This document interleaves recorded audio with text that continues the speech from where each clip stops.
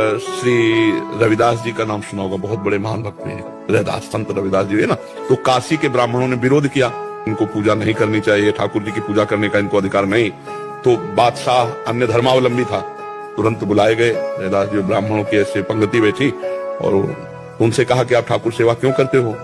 उनका हमारे ठाकुर वो करवाना चाहते इसलिए ठाकुर सेवा करते हैं। तो ब्राह्मणों ने कहा तुम मतलब शास्त्र विरुद्ध तुम आचरण करते हो और राज्य में बहुत बड़ा अनर्थ हो जाएगा। तो वो अपने भाषा से समझाया। तो उन्होंने कहा हमारे ठाकुर जी जब चाहते हैं तो हम ठाकुर सेवा करते हैं, अगर वो मना कर दें तो मैं कभी सेवा न करूं। बोले अब उनकी नजर में तो विग्रह हैं, तो ठाकुर जी कैसे? तो बोले तुम्हारी बात समझ में कैसे आएगी कि तुम्हारे लिए ठाकुर जी राजी है सेवा के लिए?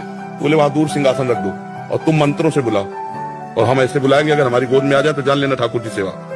तो जो ठाकुर रविदास जी के थे वो सिंहासन में से दूर रखे गए, उन्होंने शुरू किया मंत्र, कुछ नहीं, और भाव में भरकर कहा प्रभु जी ही ऐसे कहा तो सिंहासन ऐसे जैसे उड़ के आए ना, छाती से लग कर तुम अन्यथा कर तुम भगवान। तो ब्राह्मणों ने फिर बात रखी कि ये इनके ठाकुर ने कुछ जादू टोना किए होंगे, हम अपने ठाकुर लाते हैं। तो वो अपने ठाकुर लाए और मंत्र बादशाह के सामने, पर फिर जे ही ऐसे भाव में किया ठाकुर। महान संत मन चंगा उन्हीं का सूत्र है। तो कठौती में सबरी जी के पास भगवान गए, सबरी जी की स्तुति की और वहां भगवान ने अपने श्रीमुख से कहा जाति पाति कुल कर्म धर्म का इसका में कोई संबंध नहीं, मानो